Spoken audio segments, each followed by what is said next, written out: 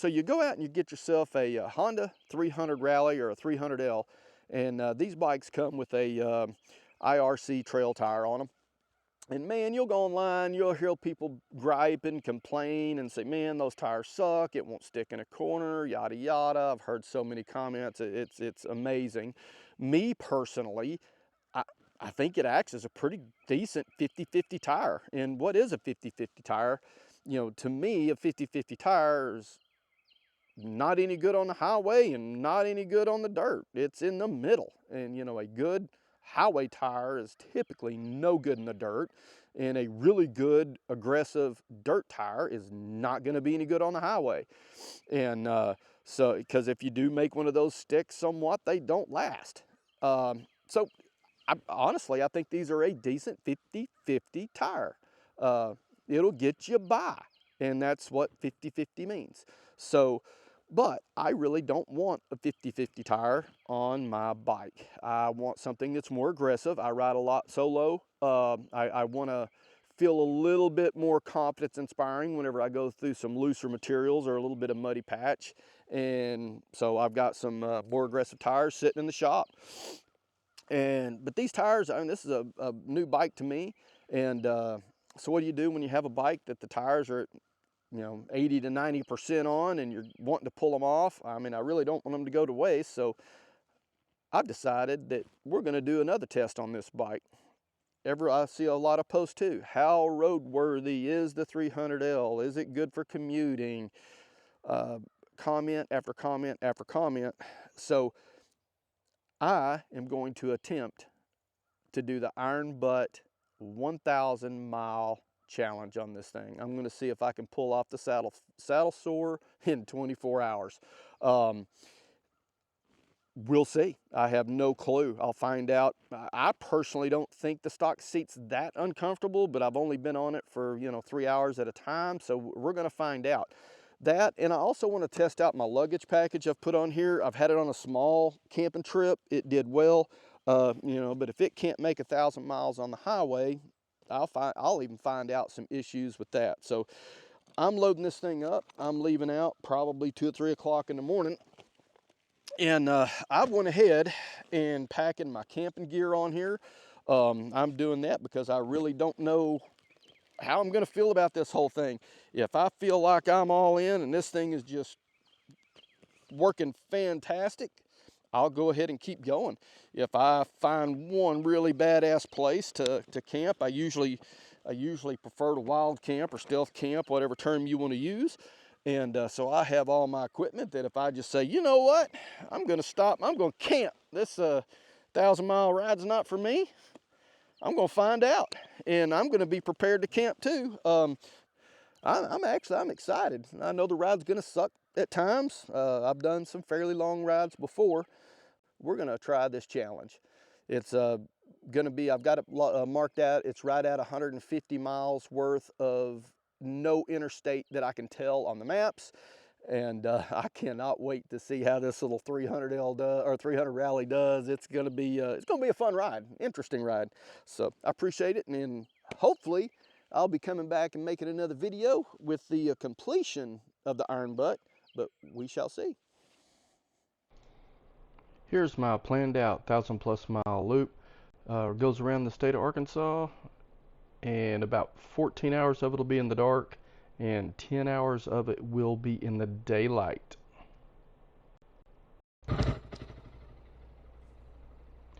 I already had my bike loaded up the day before. I got up about 2:30 in the morning and suited up, decided to head on out. It's 43 degrees Fahrenheit whenever I took off. I have about a 17-mile ride to get to the gas station where I can get fuel and use the receipt to document my exact starting time to try the 24-hour 1,000-mile challenge.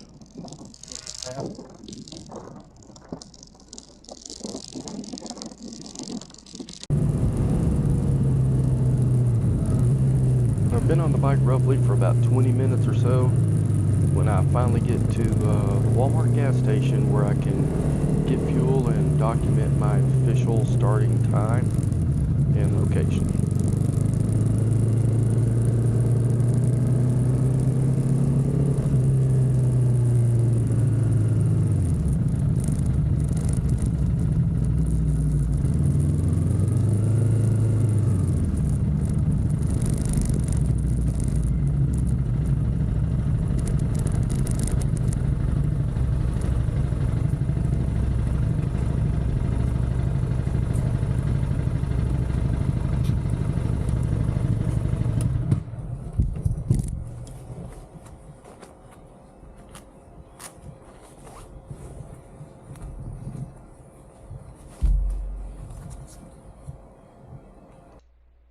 Check out the 3 cents of fuel on the gas pump.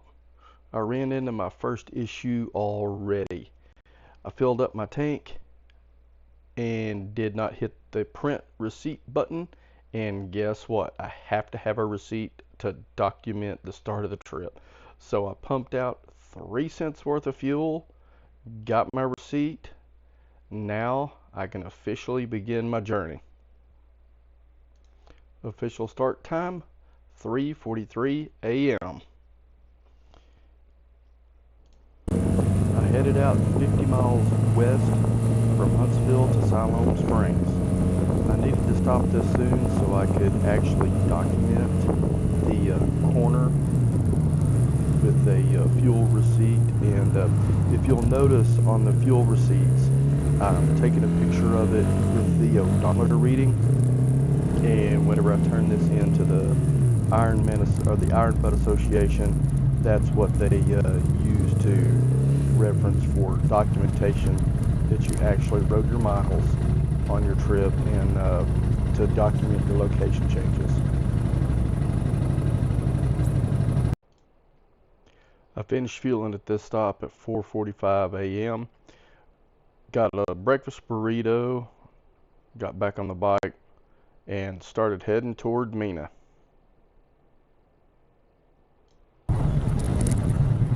Here I am at 59 and I-40 heading south. I want you to pay attention to the lights and the big truck on the left. His light turns red. He runs the red light. There's a black car right beside him. 18-wheeler hits the curb, runs wide, forces the black car off the road onto the shoulder, and guess what? There just so happens to be a police officer right behind him. Guess it can start off a little excitement at 6 o'clock or so in the morning. Interesting thing though, the 18-wheeler did not pull to the right shoulder. He just stops in the middle of the road.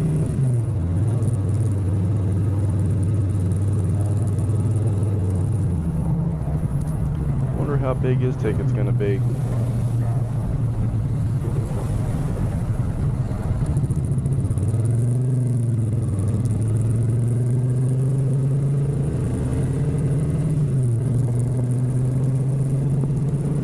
On we go.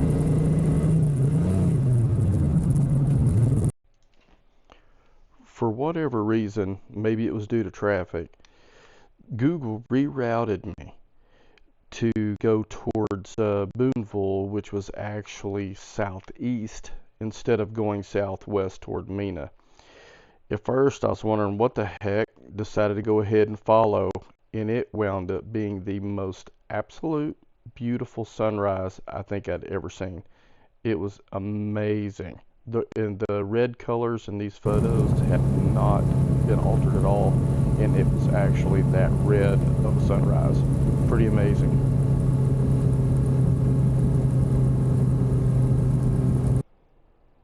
I've done 219 miles on the trip so far. I arrived at Mena at 8:14 a.m. I was desperately needing fuel. I've done 169 miles on this tank. It was flashing a red and black on the bottom bar for about 18 miles when I arrived at the gas station. I was getting a little nervous. I have a little extra fuel but did not want to use it. Boy, from Mena to Arkadelphia on Arkansas 8 through the Ouachitas is one beautiful stretch of road. It reminded me just how awesome of a state we have to ride our motorcycles in. It was a beautiful route. I highly suggest it. At 11:29 a.m., I made it to Camden, 364 miles in the trip so far. I changed out the chip in my camera, grabbed myself some beef jerky, and hit the road. Now I'm on Highway 7, trying to make some time up. Down here in this southern part of Arkansas, in this pine area, there were so many dirt roads I wanted to explore. It was real tempting to decide to stop and go ahead and try to hit a camp, but I wanted to go ahead and try to make the 24 hours and went that route.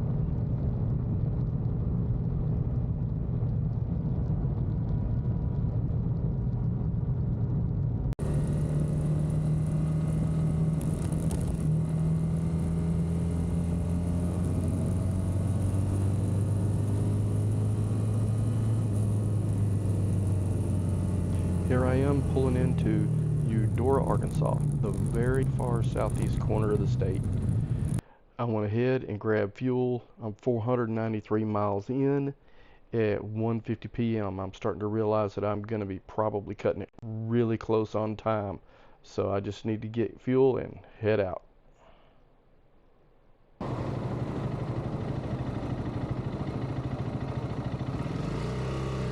Here I'm going by the lake that Lake Village sits on, heading towards Stuttgart, then to Clarendon where I plan on getting fuel.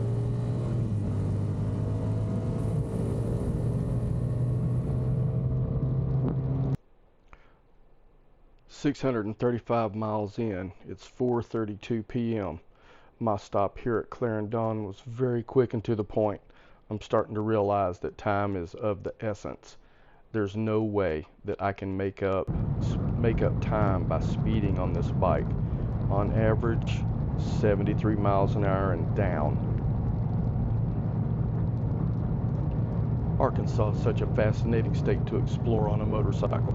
You can have a whole lot of variety.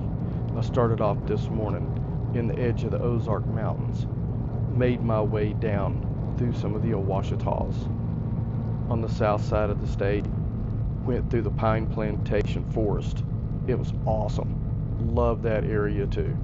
Now I'm in the Delta, where we feed parts of the entire world. It just amazes me on everything I get to see while riding these roads.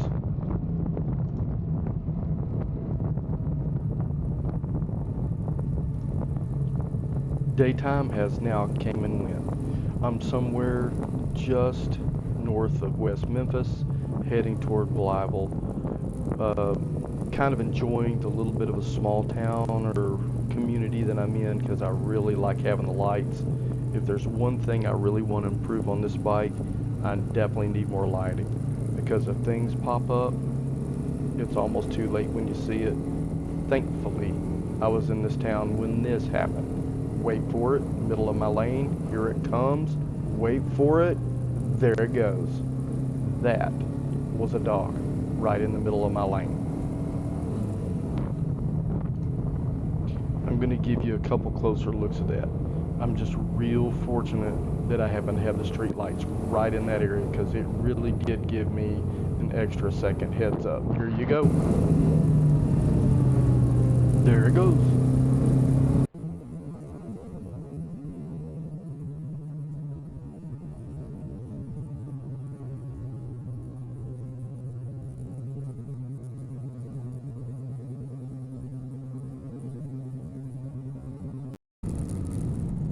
I just absolutely love riding through these little towns, day or night. I just love them. I hit the Love's gas station, 7:20 p.m., 780 miles in. I'm in Blytheville. After I leave Blytheville, I go through a real small corner of what I believe is Missouri on my way to Piggott, Arkansas. It's a corner marker for me, so I have to get fuel there. 9:03 p.m., 830 miles. This is really the first time that I'm coming to realization that when I started this trip, I had only had about 4 hours sleep.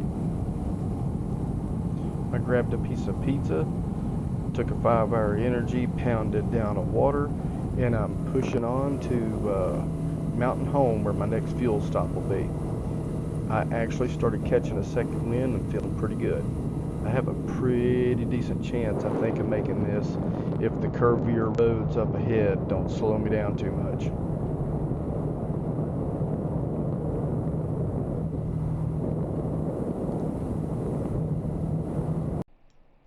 At 4100, I've been on the road now for 21 hours. I'm at 992 miles, 8 miles shy of my needed 1,000. But that's 8 miles shy using my odometer. Odometers can be off.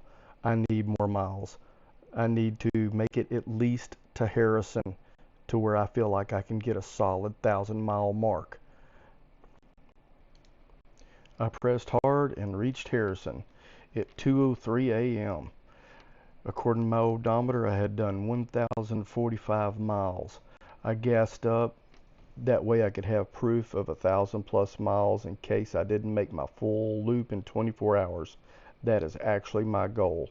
I want to make it back to Huntsville in under 24 hours.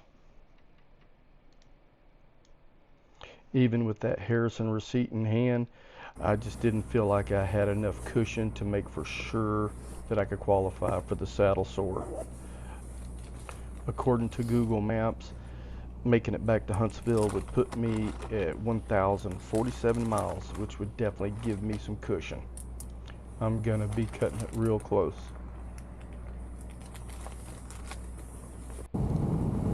After leaving Harrison, I push as hard as I feel I can safely push with what little headlights I have. Every once in a while, this early in the morning, a car would pass me. I would tuck in behind them as long as I could keep up. It really gave me more confidence. There's a lot of deer and sometimes livestock out in these roads. It gave me a lot more comfortable at speed. Once they pulled away, I backed way down to where I wasn't outrunning my headlight.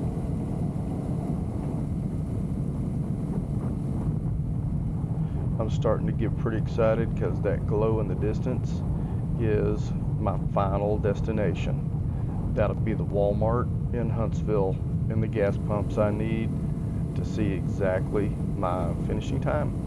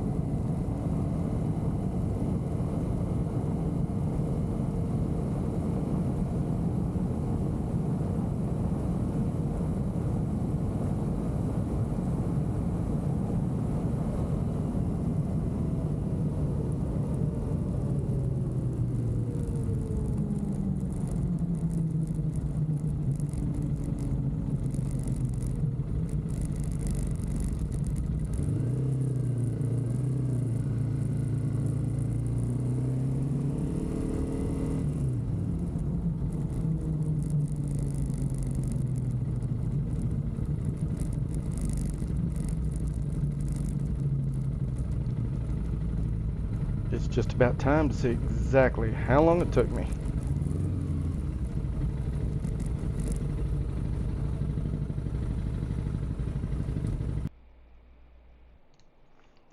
The official last stop fuel receipt is in. 3:08 in the morning, 23 hours, 35 minutes, 1,089 miles on the odometer, 1,047 miles. I took no breaks, just fueled up and went, no interstates. It was a fun ride. It was really neat to see all the different terrain in our state in a one-day time period.